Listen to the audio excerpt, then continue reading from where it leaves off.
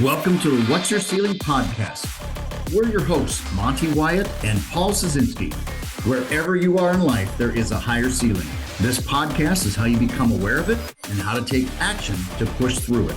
It's time to discover your ceiling. Welcome to today's episode of What's Your Ceiling, where we talk about your health, your family, your business, and how you need to break through, our achiever need to break through your next level. And I want to welcome our co-host. My name is Monte Wyatt, and this is Paul Scieszinski. Paul Scieszinski, welcome to see you. And we have a great guest today, one of my clients, Eric Randolph. Eric, welcome. Hi, thank you. Hey, thanks for joining us on the show. Eric has gone from a Marine Corps leader to a electronics technician to a chief operating officer of a $30 million company. And I look forward to hearing the great stories that you have today, Eric. And you've got a great business that you've grown quite a bit in the last 5 years, and looking forward to hearing that journey and how you've influenced your organization. We always start our show off with a topic, and today's topic is we've always done it that way. So, Paul, I want to throw it over to you. When you hear we've always done it that way, what comes to mind, or what do you think about when you hear that phrase? When I hear that phrase, that's long-term habits. And I think, it's a changing world. And your habits are important, no doubt about it. But in a changing world, you got to be changing those habits to improve yourself, to raise that ceiling. And it comes from awareness. You got to know when it's time to change. And long-term habits can put you in a position where you don't grow. You get stagnated. You hit that ceiling, you can't bust through that ceiling. And sometimes you got to upgrade those habits to get through the ceiling. So that's how I view. Absolutely. When I think of we've always done it that way, it's we're comfortable. Mm-hmm. We're comfortable. I like where I'm at. I don't want to change. I want things to stay the same. Growth is pain, no doubt about it. It's a whole different mindset. You got to change, and you put it in a great way though. People don't want change and they get comfortable, and comfortable is a good example of long-term habits. Eric, I'd love to hear your viewpoint. When you hear the phrase, we've always done it that way, what comes to mind to you? Why do we need to change if everything is going great? It's a comfort thing. When you're sitting in your easy chair, you don't want to get up. You're comfortable. You just want to stay in the comfort zone, and there's no need. I'm good. So that's the mentality that comes along with why do we need to change? So, go ahead. Well, it sounds like you've ran into that experience in business. We have. Our company's been in business for 31 years now in 2023. And I like to look at our company as a 30-year-old startup company. 5 years ago, our leadership changed. We changed ownership. We're now an employee-owned company. And prior to that, we had the same organization. Our companies reorganize every few years, right? Ours hadn't organized for 30 years. We have not had any change to the operations other than adding people. And here in the last 5 years, we've just had to look at our operations and how are they functioning now with the success that we've had. We've had a lot more work come in. And trying to apply that work to our tired business practices makes things difficult. You can only accept so much work, which means you're limiting your growth. The fish has grown as large as the tank is going to allow. That's interesting because your company's been around how many years now? Since 1992. Okay, so you've stayed in the same type of mindset for almost 30 years. Correct. Yes. Wow, that's amazing. And I know as a business coach, you see these things happen, and you had to get to another level, and I think you've already broken through. How many were you at now in revenue? We are approaching 32 million. Our goal for the end of this year for revenue is $33 million. So when we took over, our revenue was just over $16 million in 2017. So the change what's interesting about that is that despite not having made any changes to our organization or any broad organizational changes, we were successful. We have a name in the industry. Our company is well known. You could ask just about any farmer. We have 90,000 customers in our customer database. We do business in, I think the last time I checked, it was 10 or 12 countries outside the United States. And all of that had been done just by being in business. We were successful just by being in business. Wow. We had very passive marketing, limited marketing expense. We had one target audience. We had one customer, and that most of our efforts were directed at the farmer, the end user. Mm-hmm. And since 2018, we've really gone on. When we started working with Monte Wyatt here, we've really started to target what we call leverage sales. So we found out and we discovered that if you target a certain part of the market, dealers, equipment manufacturers, then just by targeting those customers, you gain the business of the end user, because that's where they go. Farmers don't like to drive to Des Moines. They don't like to drive to the urban centers if they don't have to. It's a waste of a day. Mm-hmm. So if they drive to their implement dealer, we go there. If our customers are where they go to get their business handled, then we capture a 2-for-1 on our effort, right? Right. That's really cool that you guys identified that, working together as a team. So Monte comes in, you guys put a game plan together, obviously, and then went and identified this. That's just really cool, because going from 16 million to 32 million just doesn't happen. That takes a plan and it takes effort. This is great. We didn't have salespeople. We had prior to 2018, we had two types of employees. We had electronics technicians, and we had support personnel, shipping department, and accounting clerks. So since 2018, before 2018, the technician whose main responsibility was to repair equipment on the bench would answer the telephone, take sales calls, make quotations for equipment that we're distributors for. They would build wiring harnesses when the repairs were done. So it wasn't hard in the most productive time of the year to work 12, 14-hour days just to keep up with the business.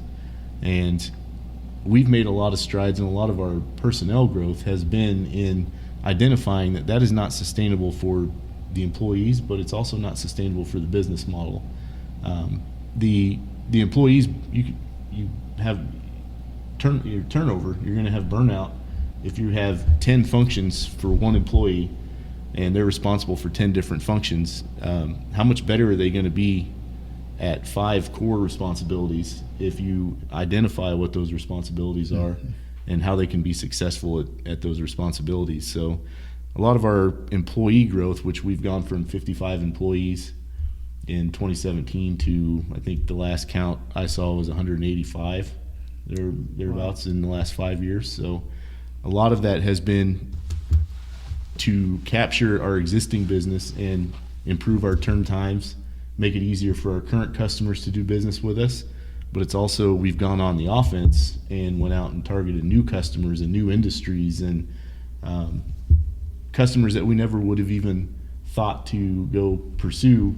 You know, prior to some of our conversations, we've solely directed our efforts at farmers. And we, in our discussions with Monte and as an executive team, we said, what are our core competencies? That's one of the first things you should identify, right? Electronics repair. Every industry uses electronics. We're using electronics to record this podcast. You could take those same competencies to any industry and be successful. So that is what we're working on, and we've already started to grow some outside ag. We're getting ready to launch into a new industry starting around February 1st into some metal fabrication, industrial ag or industrial technology equipment. We've already been successful in some of those repairs, so we're expanding out. Hey, Eric, could you just tell our the people out there, our audience, the achievers, Ag Express is the name of your company, and you basically have brought electronics to the ag space, correct? Kind of tell us a little bit about exactly what that is. So electronics in ag has evolved from flashing light indicators of when a seed breaks a sensor beam, almost like a garage door opener. That was the cutting edge technology in the late 60s, early 70s when electronics were used in ag. It was a photoelectric sensor. A seed would drop through a tube and it would break the beam. And it's grown from there into autonomous technology where the machines drive themselves. It's all sensor equipped. The Internet of Things is being used to develop all these new technologies. And through most of that period since 1992, Ag Express has been involved in repairing those devices as a means of supporting the farmer and the implement dealers who sell the equipment that those electronics are used on. So besides repair of those electronic controls, which we add controls, but there's a factor of obsolescence. How many 30-year-old TVs do you have in your house? So you have to, for every one repair that we can no longer do, you have to replace it with two to have any growth, right? But in addition to the repairs, we've also added we've become known for wiring harness manufacturing, and that was not intentional either. That just came as a product of hanging a sign and repairing electronics. You would repair a planter monitor, and then the farmer would say, well, the monitor's good now. Do you guys make wiring harnesses for my planter? And so I wasn't employed there, obviously, at the time. I didn't start until 2002, but so they just started building replacement wiring harnesses for those customers and started to get enough demand for wiring harnesses that they started another sister company that specialized in building those bulk harnesses for Ag Express, and for a time that was the only customers that that company had was Ag Express. And that was actually our first acquisition, was that company when the company changed hands from the founders to the employees. We're a 100% employee-owned company. So in that transaction, we also acquired. It's a company called Quality Connections. We acquired that company, all the assets, and an additional 20 employees just in that transaction. So that acquisition was made after you did the ESOP, or prior to doing that? It was at the same time. So same time, okay. In that transaction, we had 4 original owners. 4 owners retired, and in that same day, we had 4 new executive leaders of the company, and we also had 25 new employees that rolled into our existing organization. And so we just had growth overnight, but we were still operating the same. So it was a challenge. This first couple of years was rolling. When you bring on a company that has their own customers, but you are their biggest customer, there's a lot of transition that takes place in that. So you've touched on so many things that I want to dig deep into, but I want to hear you talk about your belief system as you made that transition. So overnight you became an ESOP, overnight you became a member of the executive team.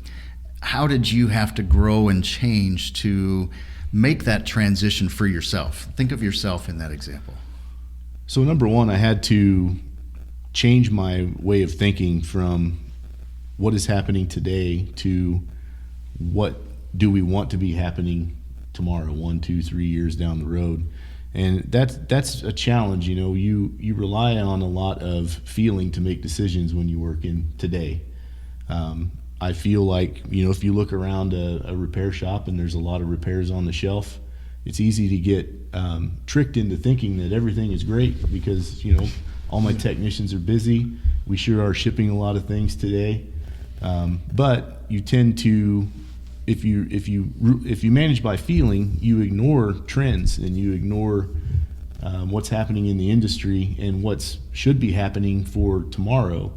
And there was a transition there where me personally, I transitioned from that. My thinking had kind of transitioned from that prior. That was one big kind of turning point for me in my career, actually, was a few years prior to that changeover. I had approached the owners at the time and asked that question, where are we headed? What's our reason for being here? I'm looking around. I just got done repairing a 30-year-old planter monitor that has tubes in it. Now, if you don't know anything about electronics, tubes they're ancient, So, and I'm wondering where we're headed. Where's the new work coming from? And from that point on, that's where I really started to formulate some of the checklist of things that, according to Eric Randolph, this is what this company needs to do. And I've always wanted to make sure that I was involved in decision making. I've always wanted to be a behind the scenes person, so I started to think that way. What if I was in charge of the company? What would I do? And the VP of Sales and Marketing, Jim Scieszinski, and we've had conversations for 10 years. We'd be there at 3-4 o'clock in the morning repairing things, and we're talking about the future of the company and what we would do when the time came that we would be in charge. So we had an early head start over someone who maybe is thinking, well, it's Tuesday, what do I need to get done today so I can go home?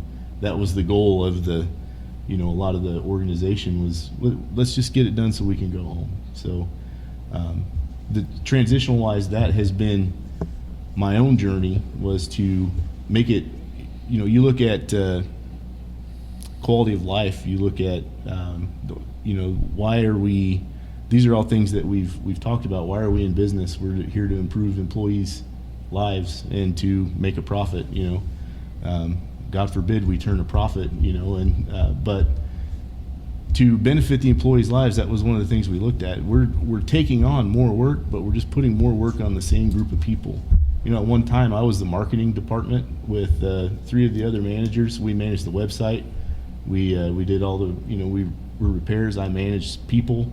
I led I was a part-time engineer. We had some different customers that required me to go to northern Minnesota in the middle of the winter to develop some things, and it was very reactive, I guess, is my point. And learning to switch from being reactive to proactive, or on the offense, as I call it, that took some time, and it takes a lot of change in thinking.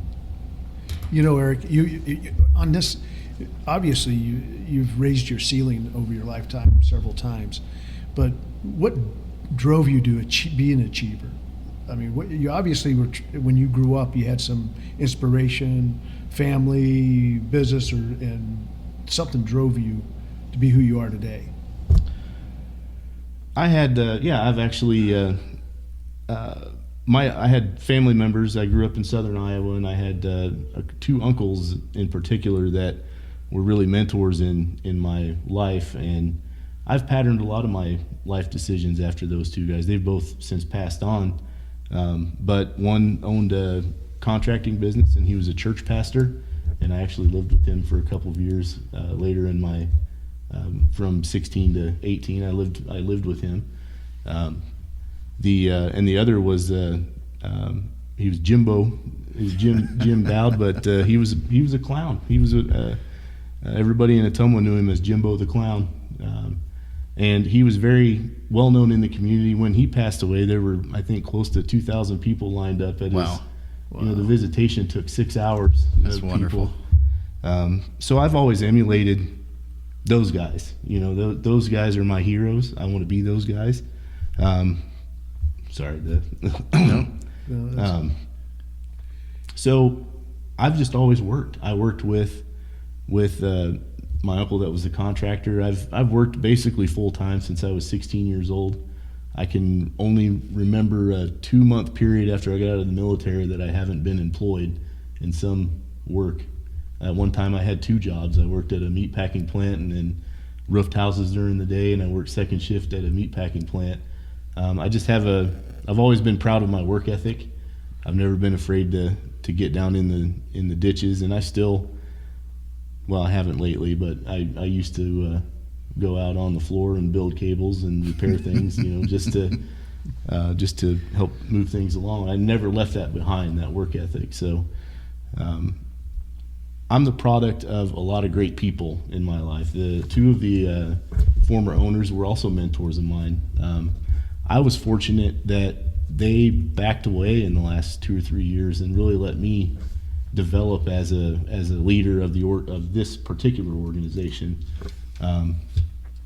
And they kind of showed me the ropes. They would run some decisions by me. I think after that conversation, they identified that I would be a viable person that they could trust after they retired. And so they started asking my opinion. And as you know, Monte, if you want to know, if you want my opinion, just ask me. I'm glad to give it. And so, like I said, I'm the product of a lot of great people. It's easy to say, well, I'm great, I'm brilliant, but I've always just wanted to be useful rather than brilliant. That's there's a quote somewhere that says it's far better to be useful than brilliant. And I saw that quote when I was first in the military, and it's stuck with me for since 1998. That's something that I've always just strived to be, is useful. So. Well, you have some military background. I don't know if you want to talk a little bit about that. I do. I was in the Marine Corps for 5 years. I was a communications security technician. I worked in a little vault. I worked on the encrypted communications equipment.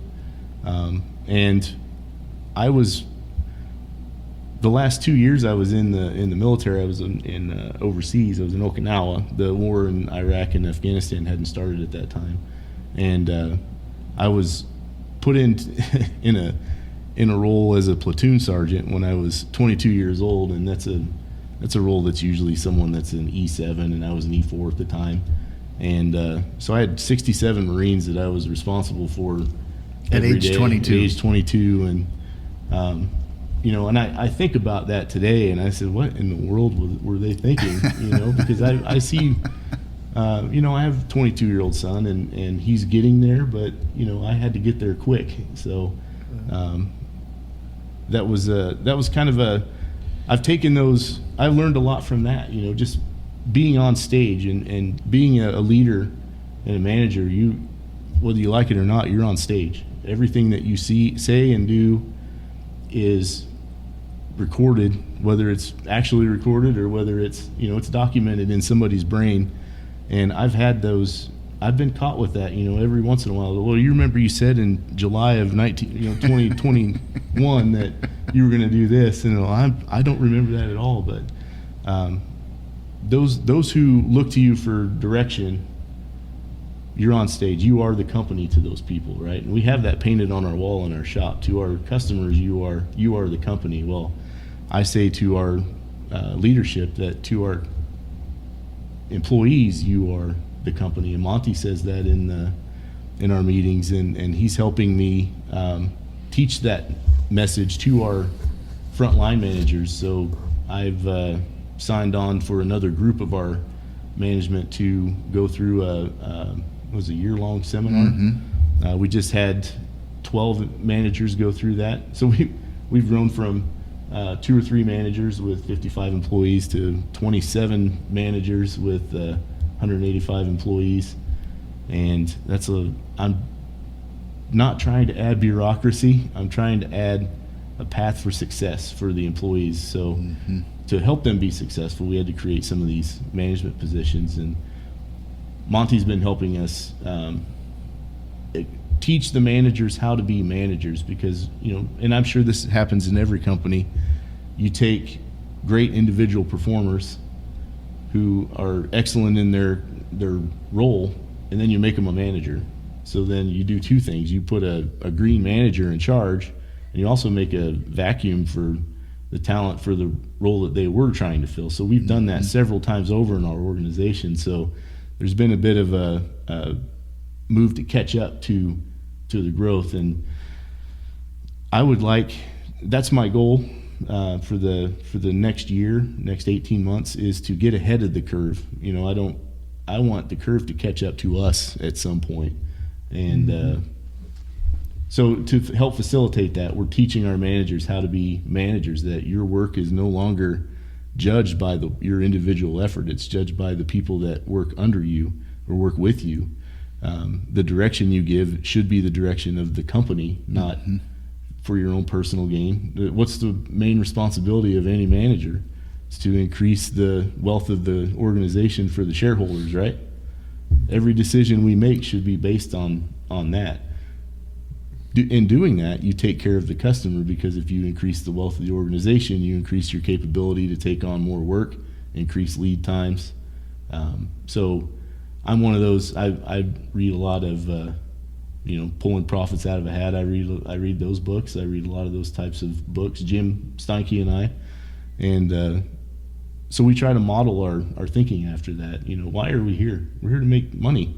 It's not a club.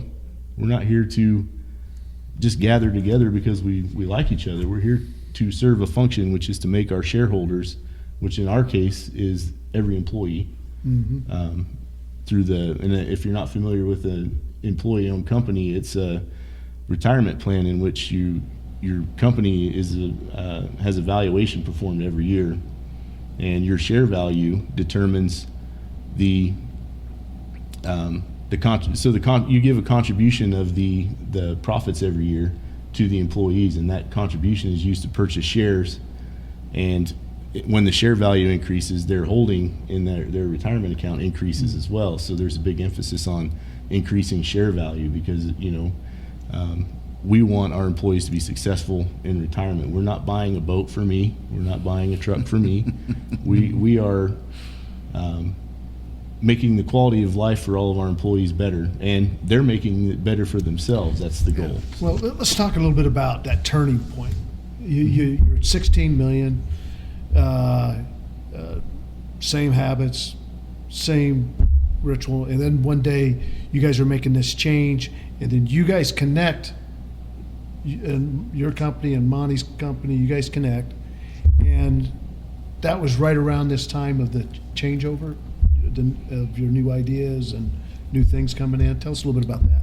So we had a period of, I think, close to 2 years before we met Monte, and in that time, I think we were in a transitional period. I mean, we went from one day being managers of the day-to-day to all of a sudden we were having strategy meetings, trying to be strategic in our thinking, but we didn't really have any basis to go on other than we need to do more of what we're doing. What do we need to do more of what we're doing? And so we identified the need, and like he had mentioned, one of our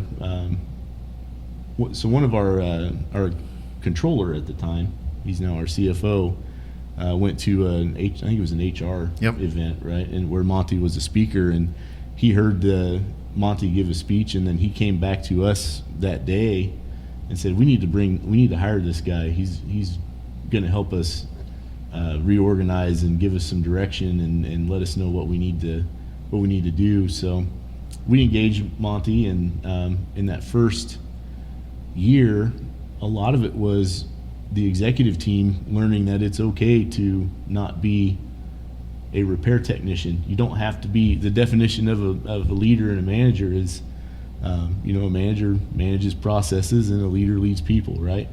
Our culture was that in order to be a manager, you have to know everything there is to know about everything that goes on in our company. And I'm sure that's true for every company out there. Unless you're a large organization and have management training, or you have something like that, it's intuitive. And unless it's intuitive, you're going to go in and just assume, well, I'm a manager now, I have to. And that's what I did. When I became a service manager, I was embarrassed if I didn't know something. So I would force myself to learn. And it was the same when we became the corporate leaders. It was embarrassing to sit in personally. This is me personally, and this is one of the drawbacks from my background and was my own self-value to the organization. And I'm getting off topic. I'll get back to what I was talking about. Monte knows this. my own self-worth was that, I'm out of my league here because I didn't have the background, I didn't have the training. So you asked how I got to where I am. It's because I made a point to learn. I understood that it's my responsibility to know. Nobody's going to teach me. After the first year, I said, nobody's going to teach me. I have to figure this out on my own. I learned how to read financial statements, and understand, profit and loss and gross margin, all those things. I didn't go to school for that. I learned that just by doing, which is the way I've learned everything in my life. You learn by doing, and sometimes, I think that's called kinetic learning, right? Mm-hmm. I'm that type of learner. I identified that in myself. So I just learned by doing. I look at, public, financial data for large corporations. You look at their financial reports and you kind of understand. So where I'm going with that is it's possible to do that without some help. But once we got some help, then we really started to see some exponential growth. That's where really a turning point for our company was when we got some education and said, this is what you should be focused on. You shouldn't be what's your time worth? We understood my time's worth a lot more than what I get paid, right? If the achievers out there don't know that, your time's worth more than what you get paid. It's the cost of what you're not doing at the time, right? Yeah, you're a self-driven guy. I mean, you're a guy who pulls your bootstraps up and go get it done. And not everybody's like that. You're a unique individual, and which is great. That's a leader, and that's the type of people that make companies grow. But do you have a system in for people that maybe not as driven, but yet have the ability to be that achiever, a training program or some type of an employee program that helps them advance? We have started to provide those opportunities with Monte's company. We have those managers. We've had a group of managers that have gone through that, and we have another group that's been identified that will go through this year. On top of that, we've also, in talking about scaling for size, we realize that I don't know everything there is to know about human resources. I like to think I do, but there's a lot of technicality associated with HR that we don't know. So we've hired a human resources manager. We've hired support and an administrative staff who know, right? That's one thing I've learned, is that you don't have to know everything. You just have to find smart people that do know what you need and put them to work. And then we both benefit. They get a job and we get the benefit of their knowledge. So that was something that we just have done. And one of his priorities initially is management training, how to be a leader, how to be a manager. This is how we do things at our company, not, over at this location we do it this way, or I've always done it this way, or so we want to have them understand how we do things as a company. So. Absolutely. So this is something you've put in place with working with these. Well, we've got two different things going. One is with a group of managers that I'm helping improve their leadership and management skills, and then as they have hired a new HR manager that's putting in some new processes of how do we grow our team, how do we give feedback, how do we help develop our team that way. So you guys have added a ton of positions. I want to come back to a point. You talked about how you had to change your thinking to grow the business, kind of going back to we've always done it that way. How did you help your team change their mindset? Because I know we've got listeners out there, we've got achievers that are listening that have a team that need to grow and change their mindset. How did you help influence their mindset for growth? Well, first and foremost, communication early and often is going to help with those improvements. We try not to say change, right? It's improvements. And I've learned that it's a process that you're never done. there's always something that comes up that someone's going to latch onto and say, well, but why do we need to worry? It's already working, and why do we need to do that? And if you don't communicate why you're doing something, people are left to their own imaginations as to why you're doing it, and most of the time it's not a good enough reason to make the improvement. So you have to educate them on why the change is needed first, and you have to use data to make that decision, which is something that I'm trying to encourage everyone to do on a daily basis. If you say, I feel like we need to do this, or I don't know, I just came up with that, then I'm going to turn you away, and we're going to talk about what you need to do to find the actual data, because you can't manipulate data.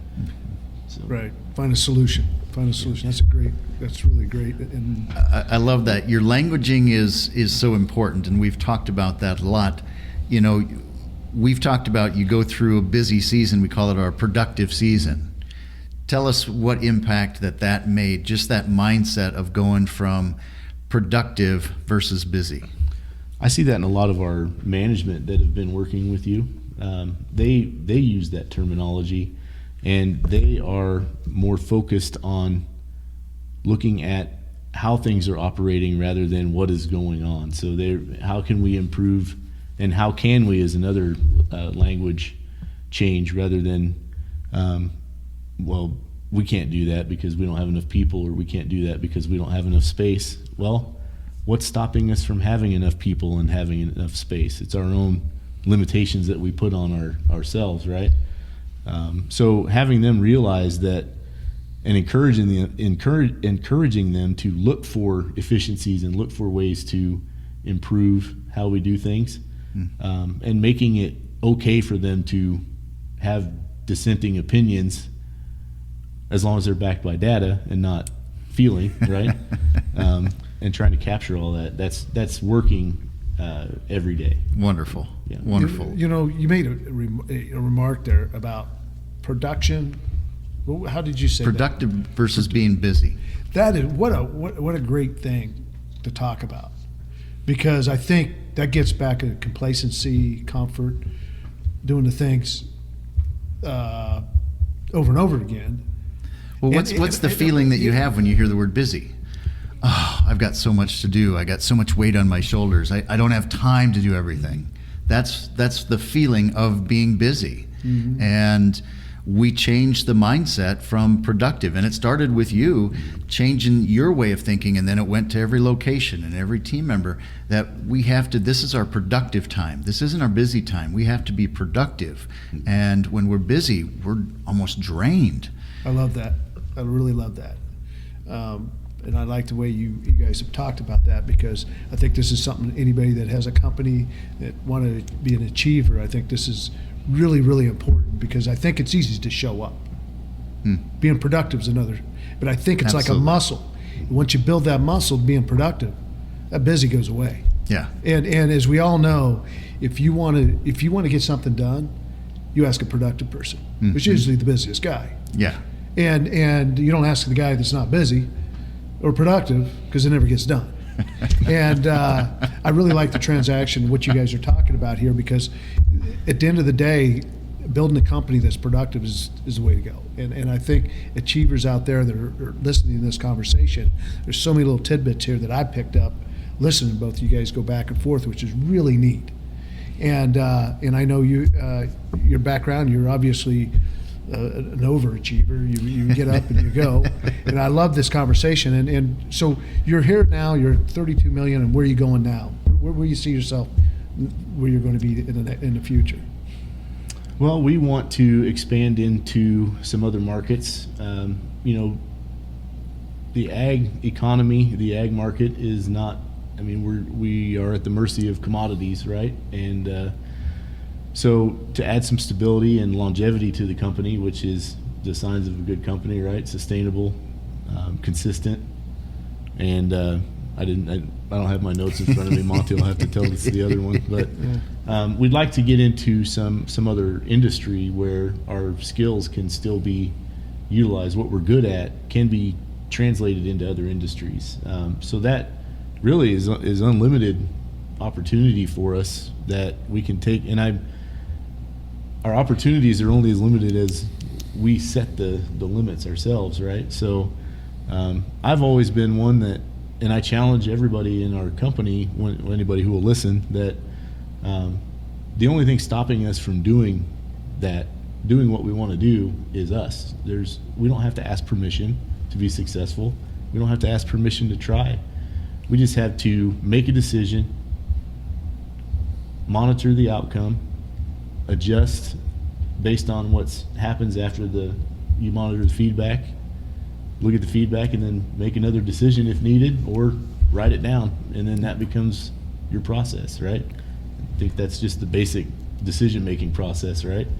The only thing stopping us from doing is just making the decision and not overcoming the fear of making a decision and just making a decision. I've always been one that and that's probably something I've learned from my pastor and uncle in the military, is make a decision and be prepared to live with the outcome of that decision, because that you own that outcome. And you have to be comfortable with that. If you're not comfortable with what's going to happen after you make a decision, you probably shouldn't be making a decision. Right. That's awesome. That's That is awesome. Eric, I want to commend you and your focus, your influence on your team. You are committed to the company and getting the result that is best. And we like to say it this way: you're responsible for 185 families, and so you're making decisions not for your own benefit, but for 185 families. So I want to commend you on all of your hard efforts, and really appreciate you joining us on the show. And always love to ask a question at the end. What do you want to be known for? You know, after all of this impact with your team, your family, things like that, what do you want to be remembered by? I say to all of our leaders and anybody, again, who will listen in our company, that I want to, when I'm gone, 40 years after I'm gone, I want there to be an Ag Express for anybody who's starting today. I want them to be able to work there in 40 years. And if that happens, then I will consider the work I've done successful, whether I'm here or not. The company doesn't need me to stick around for that to happen. I would like the things that we're working on today to still be instilled and still be tribal knowledge in 40 years. So whether I'm long gone or not. That's awesome. That's success. That is awesome. So. That's great to hear. You know, you've shared a lot of great stories, a lot of big learnings. Paul, what were a couple of takeaways that you heard from Eric? Well, I've wrote several things down here, but it being a learner and a doer, and getting up in the morning and doing those things and improving your employees' lives, because if you could do that, you're building something. Mm-hmm. And I really love the way you express that, improving those employees' lives and let them be part to ride that ship with you as a team. I love that. I love that. A couple that I'll add to that. I loved be useful versus brilliant. I think that's powerful. So many people want to be viewed as smart, but we need to be viewed as useful. So I love that. Can't manage by the feelings. I think that occurs in so many places. We manage things by how we feel about it instead of what the data tells us. And you do a great job of balancing that data versus the feelings. And I want to close on this. That you said you are a product of great people.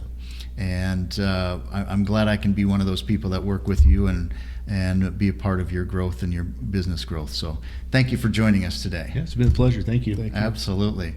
Well, thank you for joining us on today's episode of What's Your Ceiling? Our Achiever. I hope you took some great notes today on some specific things on how you can be on the offensive and be a doer and a problem solver just like Eric. So thank you for joining us today, and keep breaking through your ceiling.